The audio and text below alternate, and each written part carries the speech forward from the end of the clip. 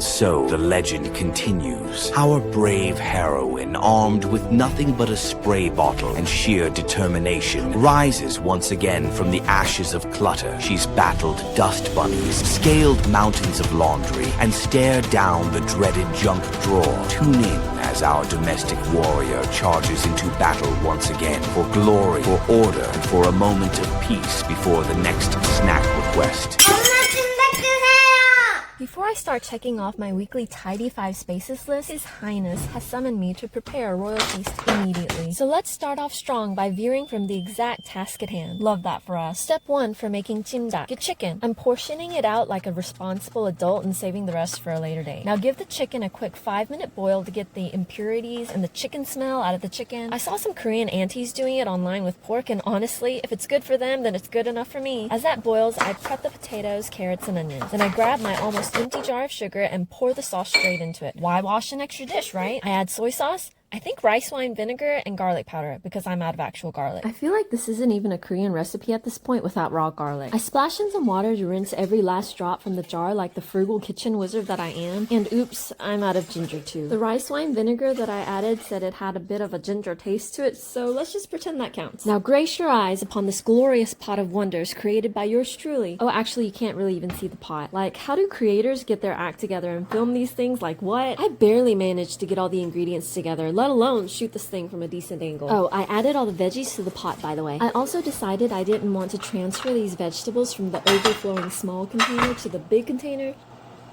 So I shoved it all into one thing and into the fridge they go. I let everything simmer for 15 minutes and I get my glass noodles that I've been soaking in water for the past 30 minutes. At this point, I realized the angle was subpar. This isn't much better, but an improvement is an improvement. So I add the glass noodles and let that simmer for another 10 minutes. My kids like their noodles nearly overcooked and super chewy. There's my chicken and there's my muscle, in case you were wondering. Lunchtime!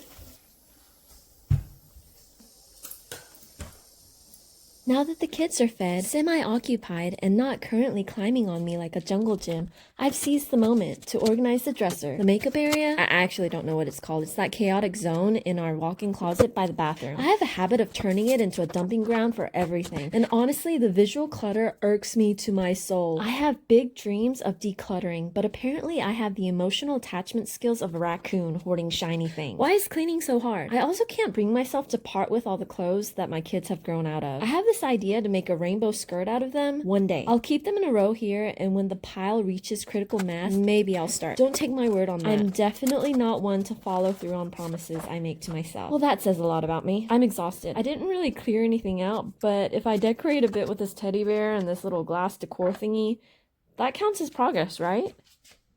Taking it easy today and working on a corner in Her Highness's room. She used to take piano lessons, but now this thing just collects dust.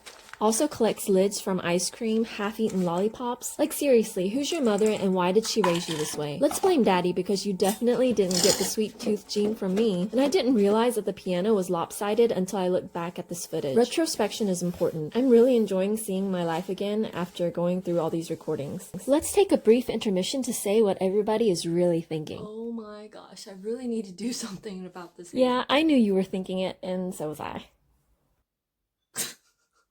Next up, my closet. Today's big plan was to spend 30 minutes being a minimalist queen and ruthlessly purging my closet. But in reality, I ended up staring mindlessly at my closet and passing brain farts every time I was faced with a decision to keep or get rid of something. Also, why do I have 2 of the exact same shirt? Why do I have so many shirts, actually? And 3 of these, too.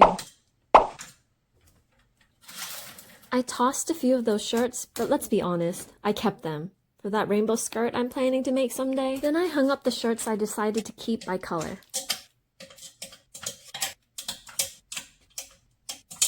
Decluttering is such a nightmare when you grew up hoarding everything. My survival instincts tell me to keep everything just in case. Then my crafty side says turn it into something. Meanwhile, the clothes are literally begging for retirement. They're one wash away from becoming dust. I bought half of these clothes pre-pregnancy, not to mention I haven't gone shopping for clothes in nearly a year and a half. So that gives you an idea of how old they are. But still, let's keep pondering their potential and get burnt out in the process. I'm hopping in the shower to rinse off the burnout and maybe find the will to clean again.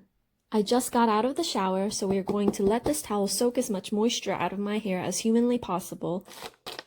and sticker my forehead with an anti-wrinkle patch. This wouldn't be a cleaning vlog if I didn't multitask and slap something on my face, right?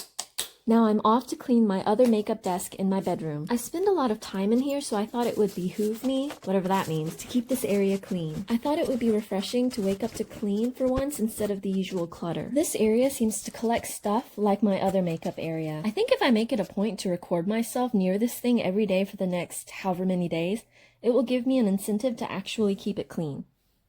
So I totally recorded all of that on the same day, but I couldn't help it. There was no way that I could record all of this at the exact same angle every day and get as good of an edit because I record on my phone. But I did keep this area clean for 9 days just as it is now. Scout's honor. Not that I was ever a Girl Scout, but that's beside the point. Time to finish off strong in Her Highness's room. Again. What's with this bed? And why is it that no matter how much I clean, this entire house looks like the before picture of every other cleaning vlog? At this point, I feel like tidiness is just a rumor I once believed in. It seems clean is just a setting on a washing machine and not a lifestyle for me. And keeping a house clean feels like trying to dry off in a rainstorm. Actually, no more of that negative talk. Nay, I am the creator of my universe and I choose to live in a happy and healthy environment. I also choose to eat this bread like a steak.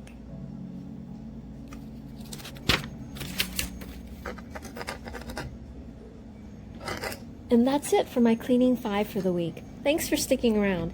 And can you believe they call these large french fries in Korea the atrocity? Bye!